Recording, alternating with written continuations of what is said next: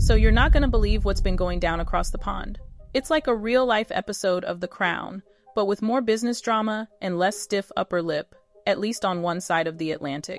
We're talking about Meghan Markle and the absolute chaos she's unleashed in the UK Parliament. Seriously, picture this. Westminster, usually all pomp and circumstance, is basically in a state of controlled panic. Phones are blowing up, staffers are running around like headless chickens, and ministers are being dragged out of their fancy lunches. Why? Because Parliament is trying to block Meghan's new business venture. Not delay it, not question it, but outright block it.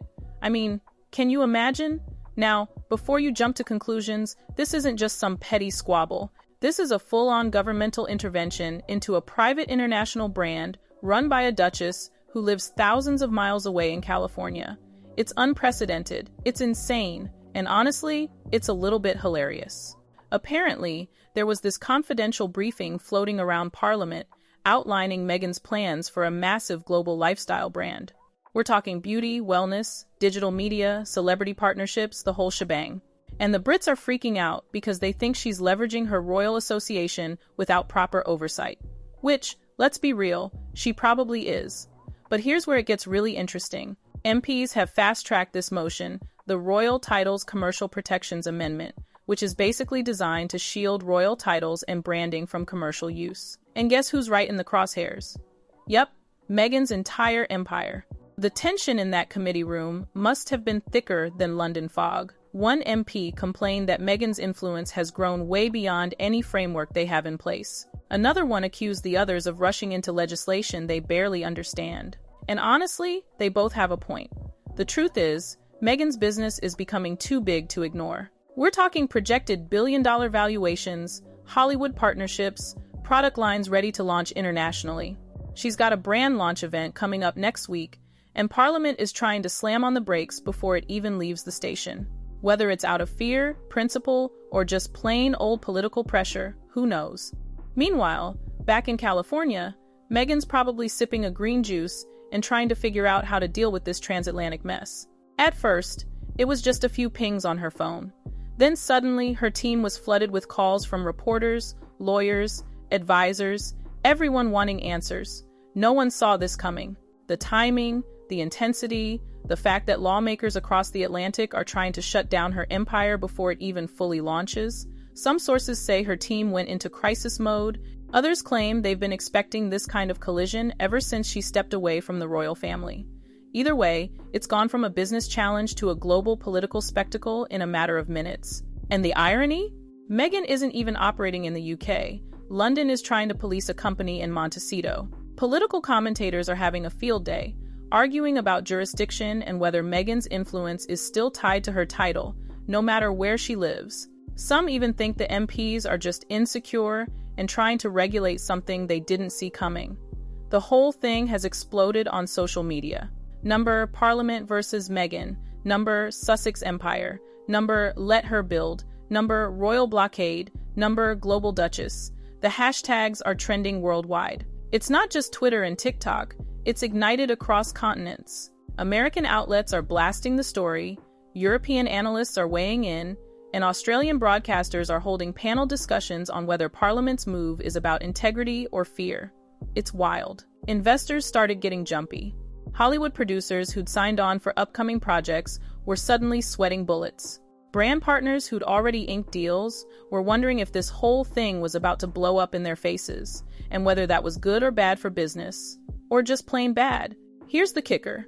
Parliament's attempt to box her in might have actually made her brand more powerful, more visible. I mean, the government basically launched her marketing campaign for her, but Meghan wasn't popping champagne corks just yet.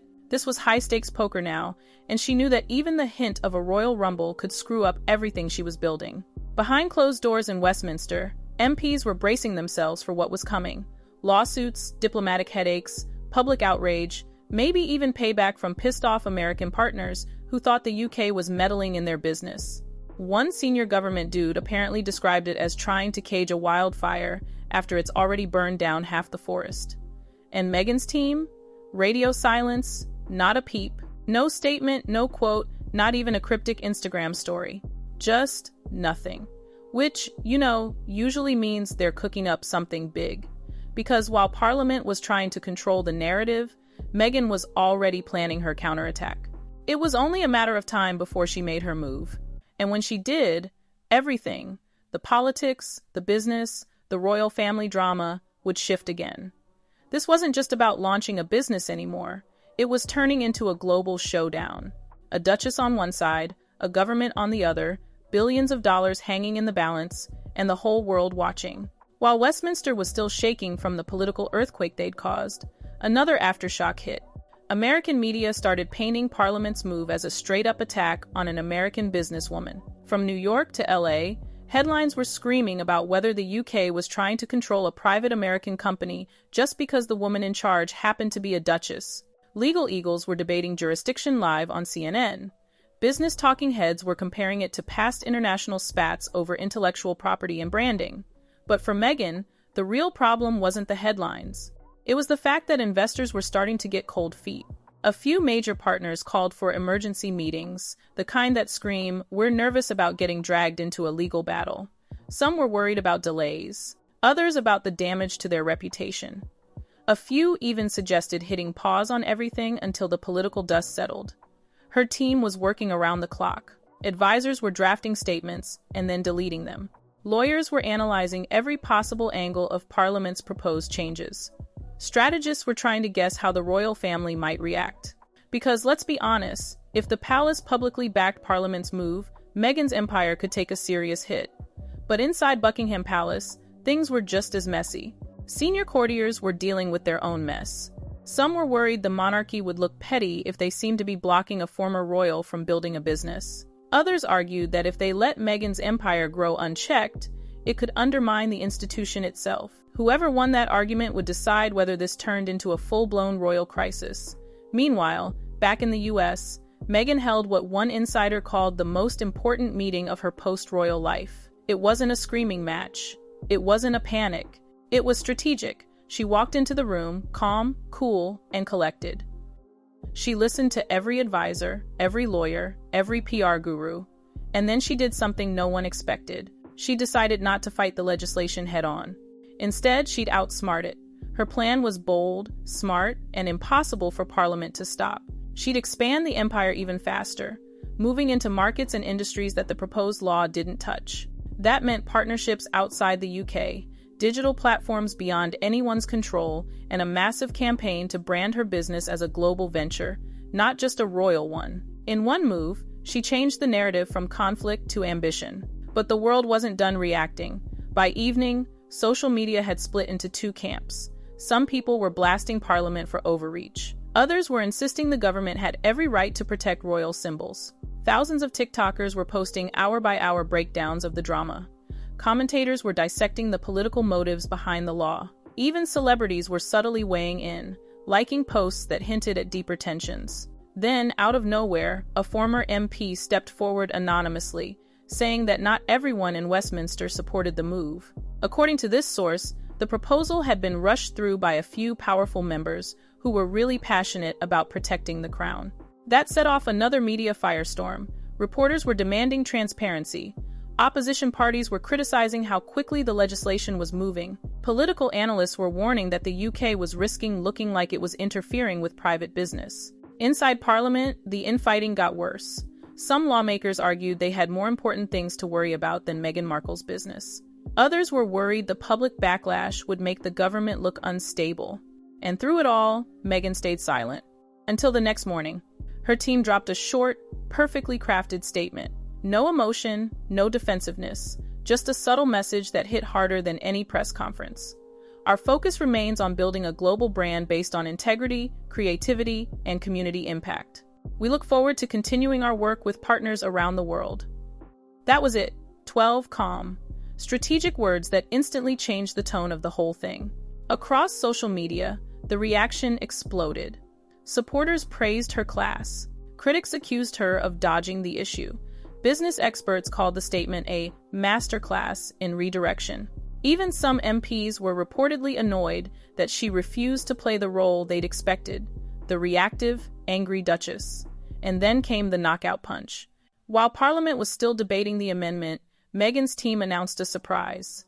a huge new part of her empire launching in South America, backed by investors who had zero ties to the UK and zero interest in Westminster politics.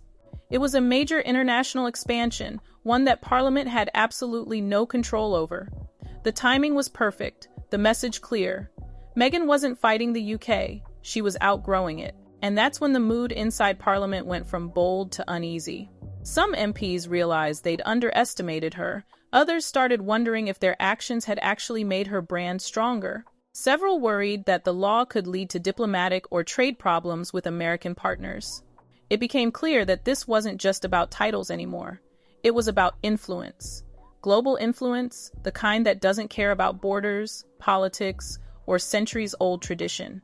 Political reporters started describing it as a clash between two worlds, the modern global celebrity economy versus the traditional authority of the British monarchy.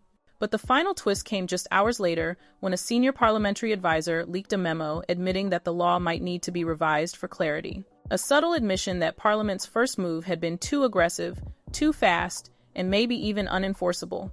For Meghan, that was the quiet victory she needed.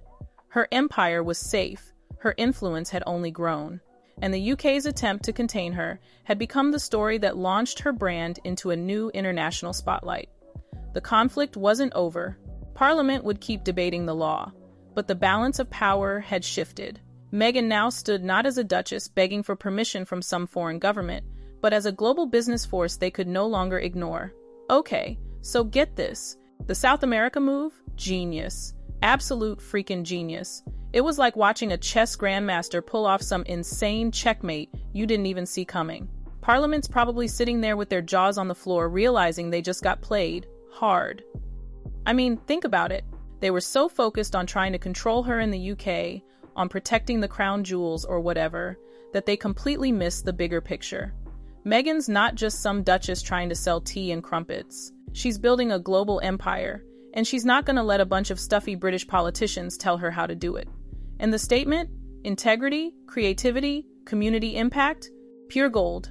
It's so vague, it's almost meaningless, but it sounds amazing. It's like she's saying, yeah, you guys can debate your silly laws. I'm busy changing the world. The ultimate power move. Here's the thing that's probably driving them nuts. She's not engaging. She's not fighting back directly. She's just doing her thing. It makes them look petty and insecure, like they're obsessed with a woman who's moved on and built a life for herself. Which, let's be honest, they kind of are. The whole global celebrity economy versus the British monarchy thing? That's spot on. It's like two completely different worlds colliding. You've got this ancient institution, steeped in tradition and protocol, trying to control this modern, dynamic force of nature. It's a losing battle. And the fact that they're already talking about revising the legislation, that's basically admitting defeat.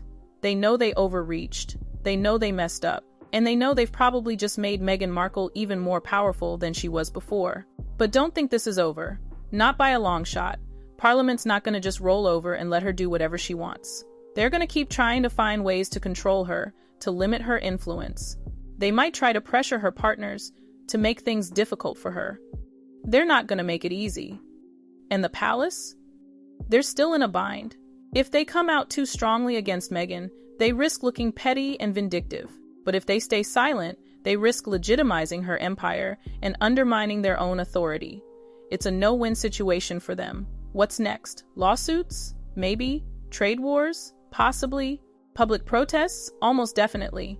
This is going to be a long, drawn-out battle, and it's going to be fascinating to watch. My prediction? Meghan's going to keep doing what she's doing. She's going to keep expanding her empire, keep building her brand, and keep proving that she's not someone you can control. She's going to use this whole thing to her advantage, to rally her supporters, and to show the world that she's a force to be reckoned with. And Parliament? They're going to keep scrambling, keep trying to catch up, and keep making mistakes. They're going to learn the hard way that you can't stop progress, and you definitely can't stop Meghan Markle. It's going to be a wild ride. Grab some popcorn,